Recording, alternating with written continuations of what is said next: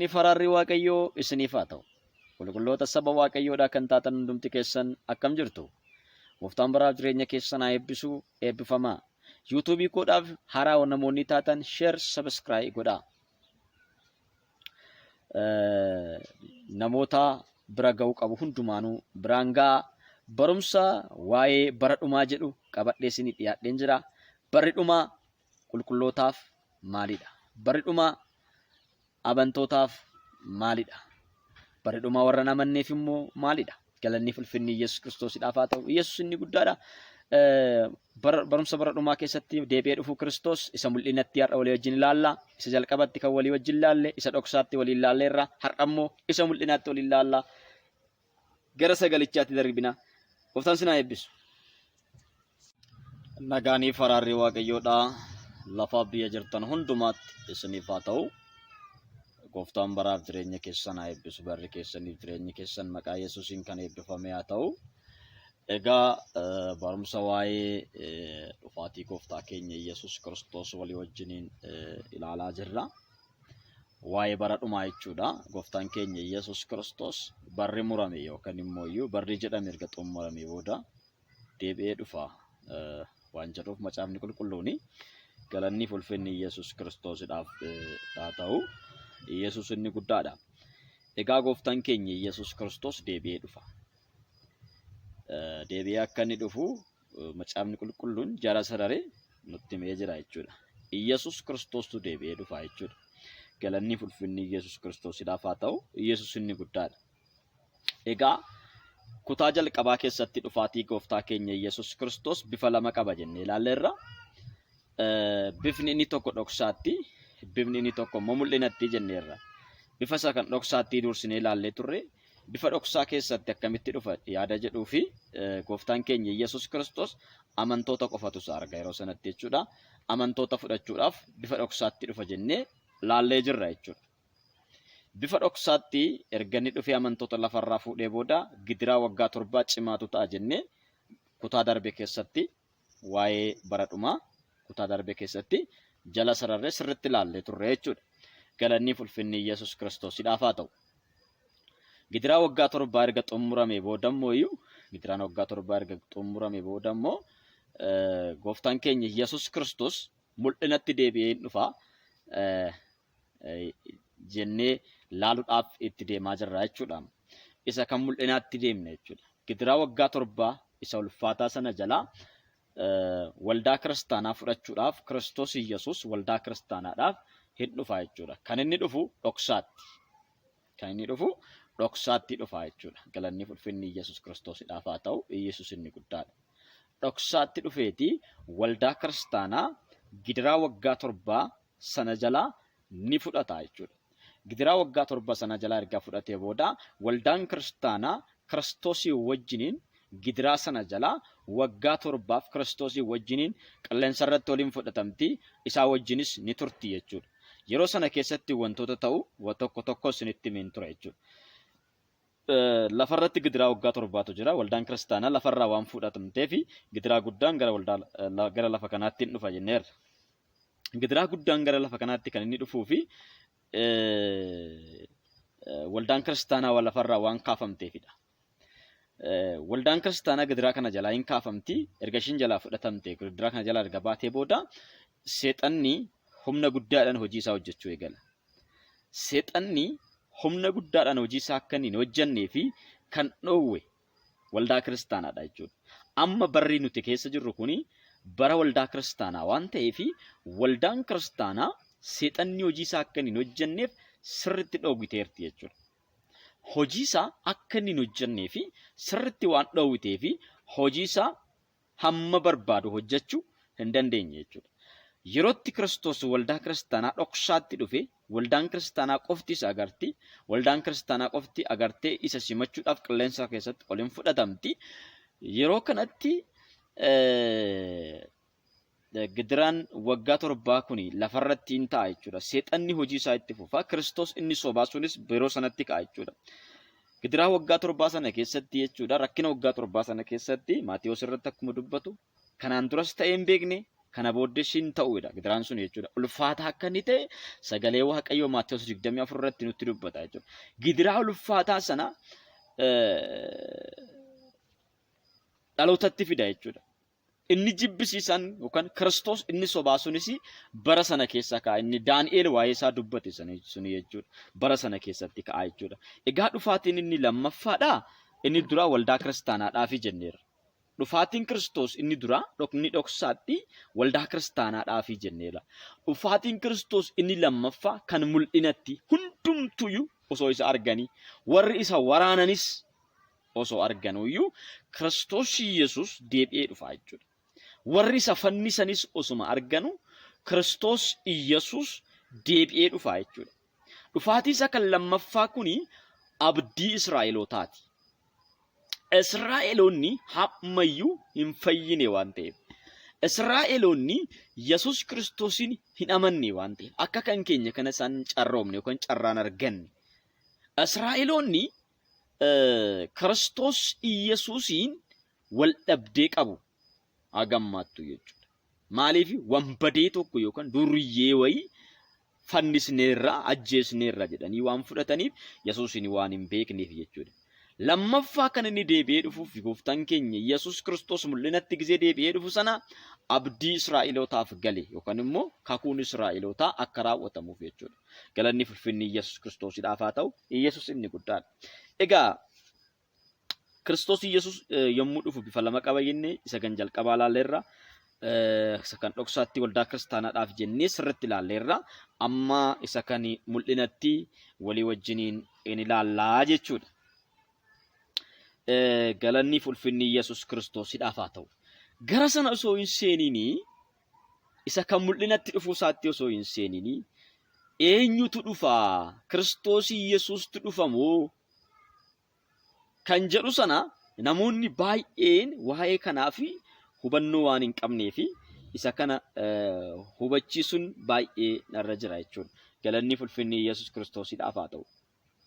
Tokkoffaa irratti kan laallu deebi'ee kan dhufu gooftaa keenya Yesuus Kiristoosidha. Yohaannis 14:3 irratti maal jedhe gooftaan keenya Yesuus Kiristoos? Nan deemaa iddoo isiniif qopheessa, iddoodhuma ani jiraadhu isinis akka jiraattaniif jedhe. Deebi'ee dhufeetan isin fudhadha akka ijoollee abbaa hin qabnee bakkeetti isin hin dhiisuu nuun jedheera gooftaan keenya Yesuus Kiristoos jechuudha. Kanaaf kan deebi'ee dhufu gooftaa keenya Yesuus Kiristoosidha jechuudha. Kan dhufu hafuuraan osoo hin taane qaamaan. Galanni ulfinni Yesuus Kiristoosidhaaf haa ta'u. Akka barumsa amantaa tokkotti gooftaan Yesuus Kiristoos dhoksaatti yookaan immoo hafuuraan dhufa jedhanii ta'u. Isa kan dhoksaallee fudhatanii maal jedhu hafuuraan dhufa Yesuus Kiristoos hafuuraan dhufa jedhu. Inni gariin immoo maal jedhu hafuuraan dhufee jira jedhu. Hafuuraan dhufeera, ammayyuu dhufeera, Yesuus Kiristoos ammayyuu dhufeera, kan inni dhufe hafuuraan dhufe. Hafuuraan biyya lafaa kana keessatti bitaa jira. Hafuuraan biyya lafaa kana keessatti moo'ee jira. Hafuuraan biyya lafaa kana keessa deddeebi'aa jira jedhanii kan barsiisan yookaan immoo kan haasa'an namoonni jiru jechuudha. Yesuus Kiristoos hafuuraan nan deebi'ee dhufa jedheera. Macaafni akkas jedha hin jedhu. Macaafni qulqulluun kan inni jedhu Yesuus Kiristoos isatu deebi'ee dhufa. Yesuus Kiristoos mataa isaa natu deebi'ee dhufa. Deebi'ee dhufee tasin fudhadha. Galanni ulfinni Yesuus Kiristoosiidhaaf haa ta'u. Yesuus inni guddaadha. Itti dabalee immoo ergamoonni gooftaan keenya Yesuus Kiristoos akka inni deebi'ee dhufu dubbatanii jiru. Hojii ergamootaa keessatti 1:11 irra dhaqxanii gaafa laaltanii hojii ergamootaa 1:11 irra dhaqxanii gaafa laaltanii akkuma ol ba'uu isaa agartan kanatti akkanumatti immoo deebi'ee hin dhufaa. Maaf gara waaqaa ol ilaaltu jedhanii bartootatti mana ergamoonni waaqayyoodhaa samiidhaa dhufanii. Yesuus Kiristoos inni laalaa jirtan kuni ol ba'uu isaa akkuma agartan deebi'ee dhufuu isaallee hin agartu. Yesuusiif galanni guddaan haa ta'u. Ol ba'uu isaa agartanii jirtu. Akkuma ol ba'uu isaa agartan deebi'ee dhufuu isaallee arguuf jirtu. Yesus Kiristoos mataan isaa akkuma ol ba'u isin biraa ol ba'uu isaa agartan kana deebi'ee akkanumatti dhufa jedhanii ergamoonni barsiisanii jiru waan ta'eef kan deebi'ee dhufu Yesus Kiristoosidha malee kan biraas miti. Kan deebi'ee dhufu Yesus Kiristoosidha. Yookaan Yesus Kiristoos hafuuranii miti kan inni deebi'ee dhufu. Qaamaan dhufa Yesus. Kan inni dhufu qaamaan. Warri isa waraanan osoo arganuu Yesus Kiristoos qaamaan deebi'ee dhufa jechuudha. Sadaffaa irratti ergamaan Paawulos Yesus Kiristoos humna guddaadhaan aboodhaan deebi'ee akka inni dhufu dubbateera. Ajaja guddaadhaan samii irraa akka inni gadi bu'u ergamaan Paawulos dubbateera. Tasalonqee 4:16 irratti ergamaan Paawulos dubbateera. Eenyu akka inni dhufu? Yesus qaamaan akka inni dhufu jechuudha. Kanaaf hafuuraan dhufee jira warri jedhanii holola jechuudha. Soba hin dhufne Yesus Kiristoos. Ganaa dhufa. Hin dhufa.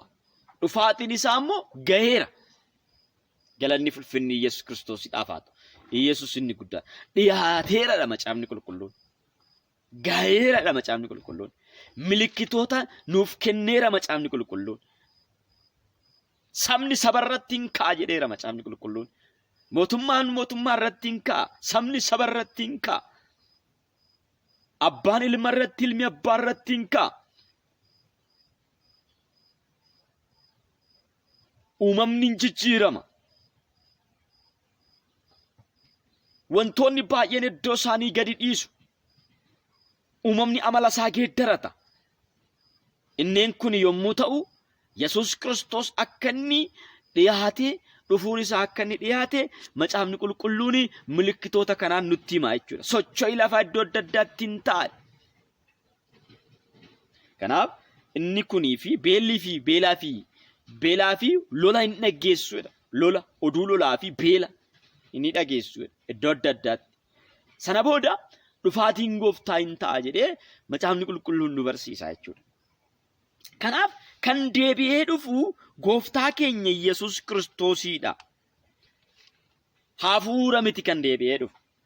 Ergamaa miti kan deebi'ee dhufu.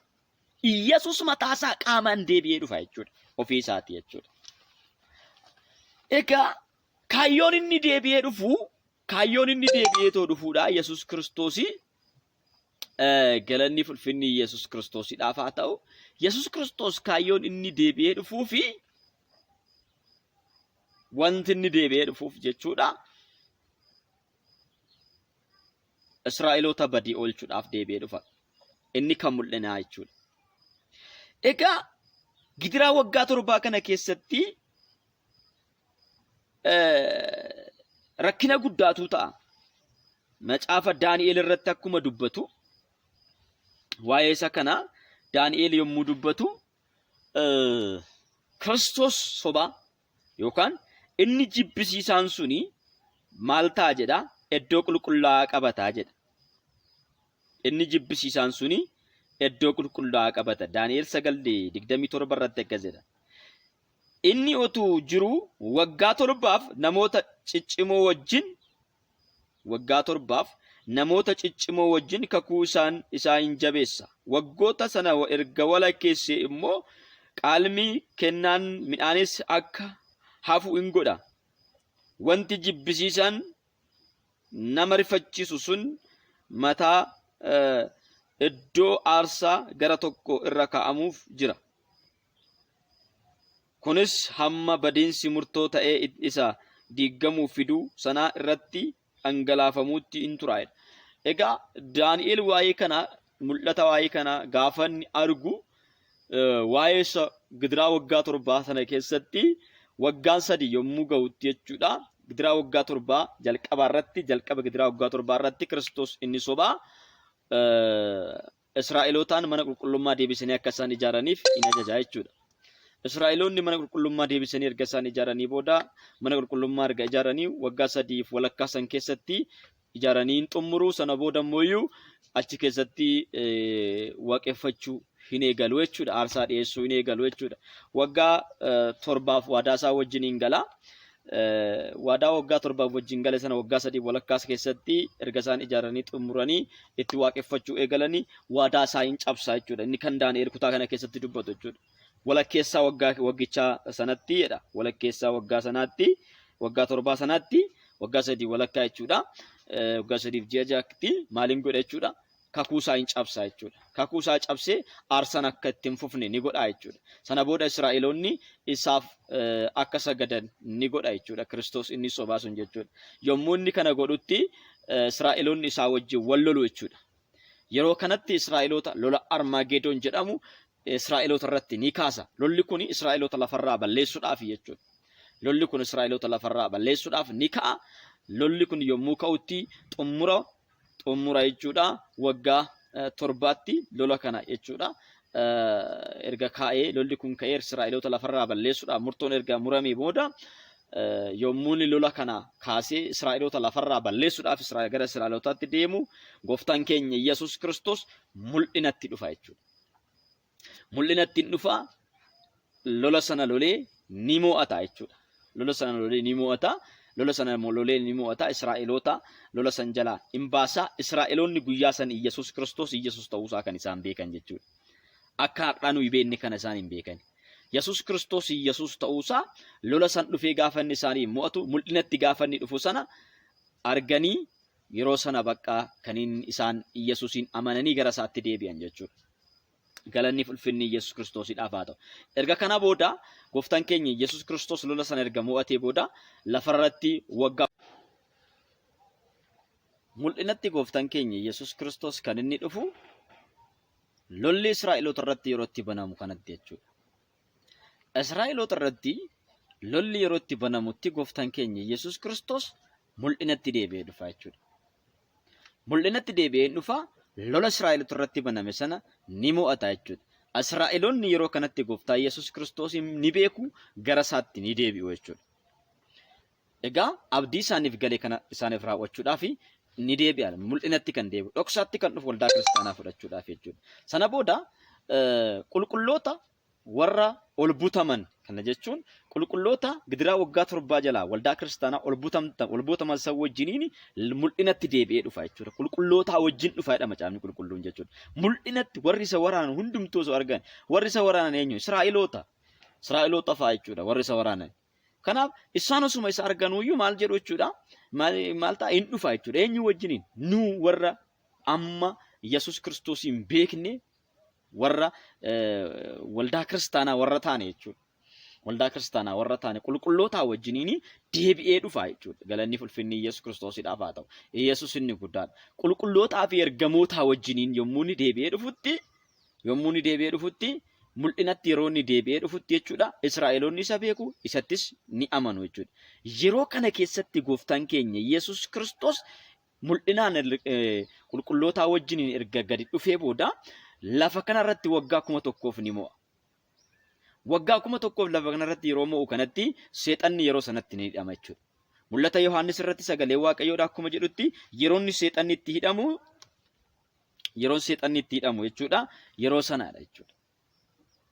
Galanni ulfinni Yesuus Kiristoosiidhaaf haa ta'u. Yeroon seexanni itti hidhamu yeroo Yesuus Kiristoos qulqullootaa wajjin mul'inatti deebi'ee dhufe lafarratti waggaa 1,000 mo'u sana waggaa 1,000 sanaaf seexanni ni hidhama. Waggaa 1,000 sanaaf jechuudha seexanni hin hidhama jechuudha.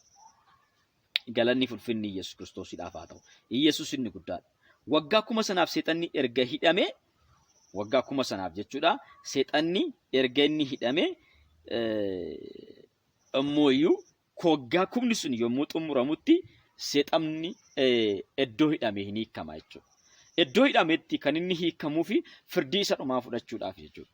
Seexannii fi ergamoonni isaa yookaan warri karaa isaa irratti jiraatan firdii isa dhumaa fudhachuudhaaf yookaan bara isa dhumaa sanatti jechuudha. Yeroo dhumaa sanatti firdii dhumaa fudhachuudhaaf ammas seexanni hidhaadhaa hiikame lola cimaa ni kaasa jechuudha. Lola sanas Kiristoos ni mo'ata. Galanni ulfinni Yesuus Kiristoosiidhaaf haa ta'u. Lola sanas Kiristoos Yesuus ni mo'ata jechuudha. Yesuusiif galanni guddaan haa ta'u. Lola sanas eenyutu mo'ata? Kiristoos Yesuustu mo'ata. Seexanni isa dhumaadhaaf jechuudha adaba isaa fudhate gara ibidda hin dhaamne isaaf qophaa'e sanatti jechuudha. Achitti galaa jechuudha galanni ulfinni Yesuus Kiristoosiidhaaf haa ta'u. Yesuus inni guddaa raawwatee achi seenaa jechuudha. Warra goddo gongorsiisee warra booji'e wajjumaa hundumaa isaanii fudhate jechuudha. Warra Yesuus Kiristoositti hin amanne kan isaa kan ta'an hundumaa fudhate yeroo dhumaadhaaf adaba bara baraatti galaa jechuudha. Deebi'ee hin hojjetu seexanni jechuudha. Sana booda immoo qulqulloonni Kiristoos wajjiniin bara baraan jiraachuudhaaf gara mootummaa Waaqayyootti hin deemu. Waggaa kuma sana booda jechuudha bara dhumaa raawwatameera jechuudha. Barri dhumaa raawwatameera. Kanaaf yeroo sanatti yeroo bara dhumaa sanatti seexanni firdii dhumaa fudhate gara ibidda bara baraa yommuu deemu qulqulloonni Kiristoosii wajjiniin gara iddoo Kiristoos isaaniif qopheesse sanaatti ni galu jechuudha. Kanaaf seexanni amma miti kan inni hidhamee jiru. Bara waldaati amma barri nuti keessa jirru kana keessatti bara waldaa kana keessatti seexanni hojii isaa hojjechuu akka barbaadetti hojjechuu hin danda'u. Ni hojjeta garuu akka barbaadetti hojjechuu hin danda'u. Maaliif? Aboo isaa kan rukuttu, humna isaa kan rukuttu, hojii isaa kan jalaa diigdu Kiristoos waldaa kiristaanaa bakka buufatee deemeera jechuudha. Ilmi Waaqayyoo Yesuus Kiristoos hojii seexanaa diiguudhaaf mul'ateedha miti macaafni qulqulluun. Kanaaf hojii seexanaa diiguudhaan mul'ate malee seexana hidhuudhaaf miti kan jalqaba irratti kan inni dhufe jechuudha. Hojii seexanaa diiguudhaaf dhufe. Hojii seexanaa karaa waldaa kiristaanaatiin ammayyuu maal godhachaa jira jechuudha. Karaa waldaa kiristaanaatiin jalaa diigaa jira jechuudha. Seexanni ni ijaara, Kiristoos immoo jalaa diiga karaa waldaa kiristaanaatiin jechuudha. Waldaan kiristaanaa jalaa diigaa deemti jechuudha. Erga waldaan kiristaanaa lafarraa ol fudhatamte waggaa 7 sana keessatti gidiraa hammana hin jedhamne bakka assaqqaaqii baay'ee ulfaataa kan ta'e tokko lafarratti ni fida jechuudha. Sana booda lafa kanarratti gidiraan sun waggaa 7 duwwaadhaaf waan turuuf baay'ee gaariidha. Maaliif? Fayyina Israa'elootaadhaaf baay'ee gaariidha. Namni silaa hin fayyu jedhaa miti Maatiyos irratti osoo turuu guyyaan sun gabaabbachuu baate eenyumtuu fayyuu hin danda'u. Kanaaf waa'ee minyuu dubbata waa'ee Israa'eloota. Israa'eloonni osoo guyyaan sun gabaabbachuuf baate waggaa 7 osoo ta'uu baate Israa'eloonni ooluu hin danda'an jechuudha. Gidiraa isa jalqabaa waggaa 3 walakkaa sana keessatti Israa'elootaan walitti hin buune. Israa'elootaan mana qulqullummaa akka isaan ijaaran godhe hin attaalale hin sobe. Ani Kiristoos jedhee mana qulqullummaa akka isaan ijaaran godhe sobe attaalale jechuudha. Sana booda ofii isaatiitti waaqeffamuu barbaade Kiristoos inni sobaa jechuudha. Sana iddoo sanatti haga yeroo sanaatti Waaqayyo dabarsee isatti isaan hin kennine. Sana booda waggaa 3 booddeedha kan isaan wal lolaniin jechuudha. Waggaa 3 walakkaa booddee kan isaan itti wal lolanii kan isaan gidiraa guddaa keessatti galan jechuudha. Sana booda Israa'eloonni guyyaa gabaabduu tana keessatti ni fayyu. Kiristoos deebi'ee waan dhufu lola waan mo'atu Israa'elootaaf fayyinni hin ta'a jechuudha. Yesuusiif galanni guddaan haa ta'u. Waan isiniif hin galle na gaafadhaa. Gooftaan baraaf jireenya keessan haa eebbisu. Karaa yuutuubiitiinis barreeffamaa yoo ta'e karaa baay'inaan karaa waatsaappiitiin osoo na gaafattanii baay'ee gaariidha jechuudha. Waatsaappiidhaan yoo ta'e malee telegiraamidhaan illee gaafii na gaafattan deebii argachuu hin dandeessanii. Iimoodhaan yoo na gaafattan deebii argachuu hin dandeessanii. Waatsaappiidhaan yoo na gaafattan garuu kan waatsaappii waan an dhaggeeffadhuu fi yeroo itti aanutti gaafii keessaniif deebii kan ta'u barumsa qabadhee waan an dhiyaadhuuf jechuudha. Kanaaf Kiristoos inni sobaa gidiraa waggaa 7 sana keessatti ka'ee namoota baay'ee ni burjaajjessaa karaarraas ni gata. Itti aanee gidiraa waggaa 7 sana xumuramutti Kiristoos mul'inatti dhufee isa sana rukutee yookaan immoo iyyuu Kiristoos isa sobaa sana barbadeessee lola isaa sana lola Armaageedoon isanni Israa'eloota irratti kaasu sana barbadeessee Kiristoos ofii isaatii waggaa 1,000 lafarratti ni mo'a. Sana booda waggaa 1,000 sana keessatti seexanni waggaa 1,000 ni hidhama.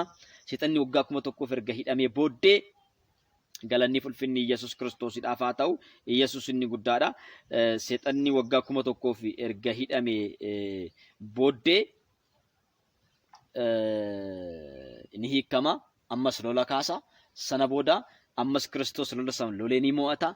Dhumni ni ta'a. Raawwatee gara ibidda bara baraatti ni gala. Qulqulloonni gara jireenya bara bara gara Kiristoos iddoo isaaniif qopheessetti ni galu jechuudha. Gooftaan isin haa eebbisu. Barri keessan jireenyi keessan kan eebbifame haa ta'u. Wanta isiniif hin galle gaafii kan isinitti ta'e na gaafachuu dandeessu jechuudha. Egaa waa'ee barumsa bara dhumaa kanarratti namoonni baay'een keessan hubannoo guddaa akka isin argattan baay'ee wanta isiniif hin galle waa'ee bara dhumaa irratti wanta isiniif hin galle gaafattanii deebii gahaa akka isin argattan abdiifamantii qaba. Ammas immoo namoonni gaafachuu barbaadan gaafachuu ni dandeessu jechuudha. Gooftaan baraaf jireenya keessan haa eebbisu. Barri keessaniif jireenya keessan maqaa Yesuus Kiristoositiin kan eebbifame haa ta'u. Eebbifamaa. Egaa barri dhumaa kiristaanotaaf abdii guddaadha. Warra kiristaanota hin taane yookaan warra Yesuus Kiristoosin hin qabneef garuu salphina barri dhumaa, dhiphina barri dhumaa, yaaddoodha barri dhumaa, akka manta'aadha barri dhumaa. Seexanaaf warra kan Kiristoos hin taaneef seexanaaf barri dhumaa rakkisaadha. Nuuf warra kan Kiristoos taaneef garuu barri dhumaa abdii keenya. Gooftaan isin haa eebbisu. Barri keessan haa eebbifamu.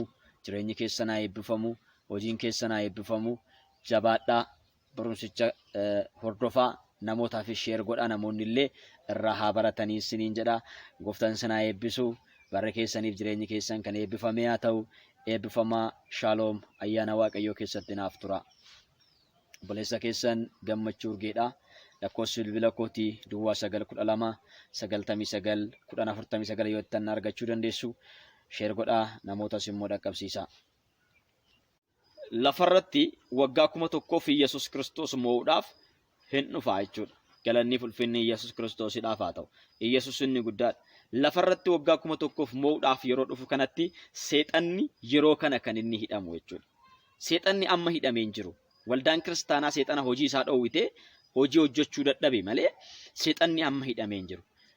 Waggaa 1000 lafarratti moo'uudhaaf gizee dhufu qulqulloota wajjiniin qulqulloota barumsa jalqaba barannee keessatti qulqulloonni ol butamu jennee ilaalleerra.